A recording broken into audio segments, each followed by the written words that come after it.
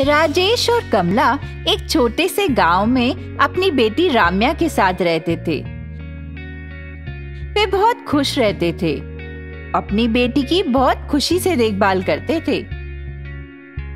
अचानक कमला बीमार हो गई और उसका निधन हो गया। राम्या इतनी अकेली हो गई कि राजेश ने दूसरी शादी कर ली और उसे घर ले आया।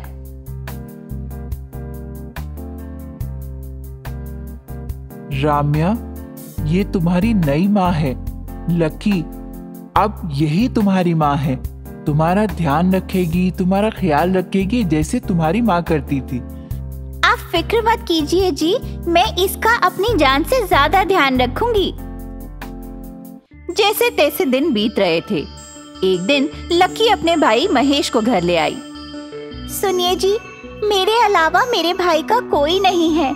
अब यह भी हमारे साथ ही रहेगा। आप बुरा ना माने ना। हाँ हाँ, कोई बात नहीं, इसे अपना ही घर समझो। ऐसा कहकर राजेश बाहर चला गया।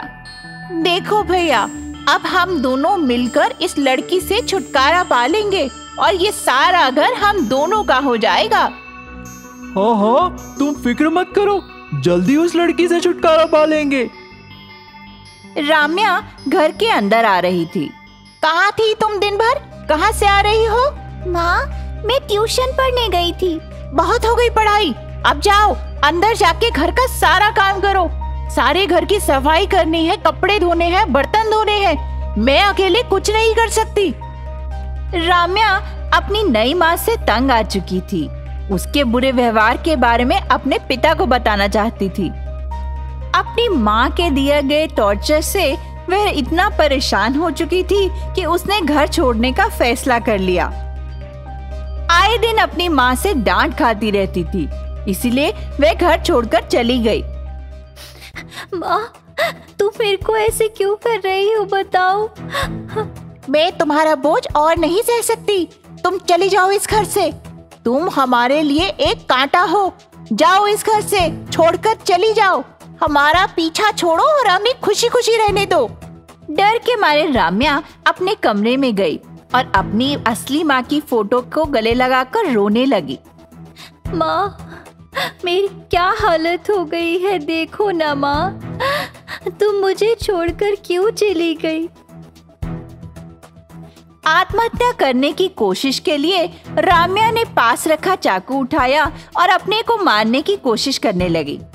अचानक कमला की आत्मा आई और बोली, राम्या, क्या हुआ बेटा? राम्या अपनी माँ को देखकर खुशी से झूम उठी। मुझे भी अपने साथ ले चलो माँ, मैं यहाँ नहीं रह सकती। मुझे भी ले चलो, मेरी हालत बहुत खराब है माँ। बेटा, तुम दुखी मत हो, मैं तुम्हारा ध्यान रखूंगी। तुम्हें कोई परेशान नहीं करेगा। तुम बहुत ध्यान से रहोगी। अपनी माँ के किए हुए वादे से राम्या को कुछ आश्वासन मिला। वह बहुत खुश हुई। अगले दिन लकी के जाते ही राजेश काम पर चला गया और लकी के भाई राम्या के कमरे में गए। कमला वहाँ एक कोने में छुपी हुई थी। अरे कब तक पड़ी रहेगी महारानी? उठ जा, अब कुछ काम भी कर ले। मुझे पढ़ाई करनी है, तुम घर का काम कर लो। तेरी इतनी हिम्मत, मुझे उल्टे जवाब दे रही है। रुक, मैं बताती हूँ तुझे। लकी ने जैसे ही राम्या को पीटने की कोशिश करी, कमला की आत्मा ने उसे बचा लिया। उसने तुरंत ही लकी और उसके भाई को पीटना शुरू किया और उन दोनों को एक सबक सिखाया। कमला की आत्मा के डर से दोनों घर छोड़कर भाग गए। उस दिन से राम्या अब बेखौफ रहने लगी, अपने घर में अपने पिता के साथ खुशी खुशी। एक गांव में जानकी, उसका बेटा करण और बहू राधा साथ साथ हंसी खुशी रहते थे। करण और राधा एक निजी कंपनी में काम करते थे। जानकी घर पर रहकर घर का काम निपटाती थी और अपने बेटे और बहू की मदद किया करती थी। एक दिन जब करण और राधा स्कूटर से ऑफिस जा रहे थे, करण ने कहा, राधा, इन दिनों माँ की तबीयत कुछ ठीक नहीं लगती। जैसे ही हमें अगले महीने की तनख्वाह मिलेगी, हम उन्हें एक अच्छे अस्पताल में ले जाएंगे। हाँ करण, तुमने बिल्कुल ठीक कहा। मुझे लगता है कि माँ ज्यादा बीमार हो गई है। उन्हें कितना भी समझाओ कि ज्यादा काम मत करो, थोड़ा आराम भी किया करो, पर वो मानती नहीं। इस बीच वे ऑफिस पहुंचे और अपने अपने काम पर लग गए। इस तरह कुछ दिन बीत गए। जानकी की तबीयत काफी खराब रहने से अचानक एक दिन उसकी मौत हो गई। करण और राधा को बहुत दुख हुआ। कुछ दिन गुजरने के बाद कोरोना महामारी के कारण पूरे देश में लॉकडाउन लग गया। करण और राधा की नौकरी चली गई। हे भगवान, अब क्या होगा? हम दोनों की ही नौकरी चली गई। हमारी कंपनी तो पहले से ही घाटे में चल रही थी, अब उसका उबरना बहुत मुश्किल होगा। जल्दी दूसरी नौकरी की तलाश करनी होगी, नहीं तो मुश्किल हो जाएगी।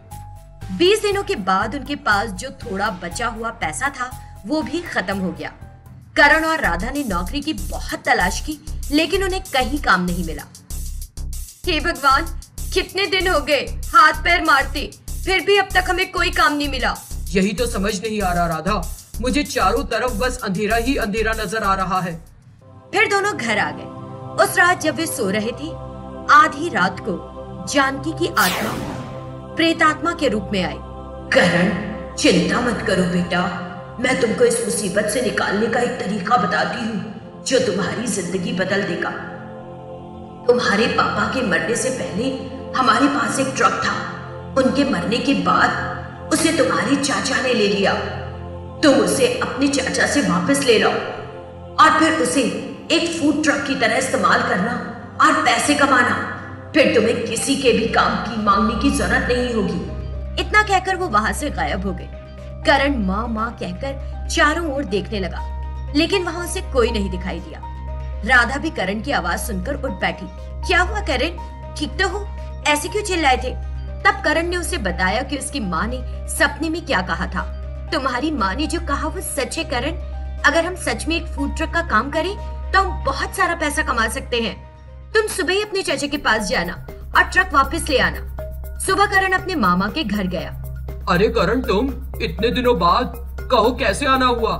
चाचा जी, मरने से पहले माँ ने मुझसे कहा था कि मैं अपना ट्रक ले आऊं जो आपके पास है। अरे ऐसा कुछ नहीं है, लगता है तुम्हारी माँ से कोई गलती हुई है। अभी हम जो ट्रक चला रहे हैं वो तो हमारा है, तुम्हारे पिता का नहीं। तुम जा सकते हो। उसके चाचा ने झूठ कहा और करण को वहां से भेज दिया। करण अपने चाचा से बहस नहीं कर पाया और खाली हाथ घर लौट आया। घर पहुंचकर उसने राधा को बताया कि क्या हुआ। जानकी की आत्मा को इस बारे में पता चला। वो आदमी ऐसे झूठ कैसे बोल सकता है? उस रात करण के चाचा घर पर सो रहे थे। अचानक उसने किसी को जोर से हंसते सुना। वो डर के मारे उठा और पूरे कमरे को देखा, लेकिन वहां कोई नहीं था। उसे लगा कि शायद सपना है और वो फिर सो गया। तब जानकी की आत्मा उसकी छाती पर बैठ गई और उसकी गर्दन दबाने लगी। करण के चाचा ने आंखें खोली और पिशाच को देखकर डर गया। जब मेरा बेटा यहाँ आया तो तुमने उसे झूठ बोल के यहाँ से चलता कर दिया। अगर तुम उसे ट्रक नहीं दोगे तो मैं कल इसी समय आकर तुम्हें मार डालूंगी। इतना कहकर वो वहां से गायब हो गई। उसके जाते ही करण के चाचा डर गए और सोचने लगे, मुझे कुछ समझ नहीं आ रहा, ये मेरा सपना है या सच, पर मैं जाकर उन्हें उनका ट्रक दे दूंगा, इसी में मेरी भलाई है। ऐसा सोचकर उसने वो ट्रक लिया और करण को दे दिया। करण, ये रहा तुम्हारा ट्रक, मुझे नहीं चाहिए ये अब। इतना कहकर वो वहां से चला गया। करण और राधा को कुछ समझ नहीं आया। ये जरूर मेरी माँ ने किया है। ऐसा सोचकर उसने उस ट्रक को एक फूड ट्रक में बदल दिया और अपना बिजनेस शुरू किया। कुछ ही दिनों में उन्होंने अच्छा मुनाफा कमाया और अपनी सभी परेशानियों को पीछे छोड़ उज्जवल भविष्य की ओर कदम बढ़ाए।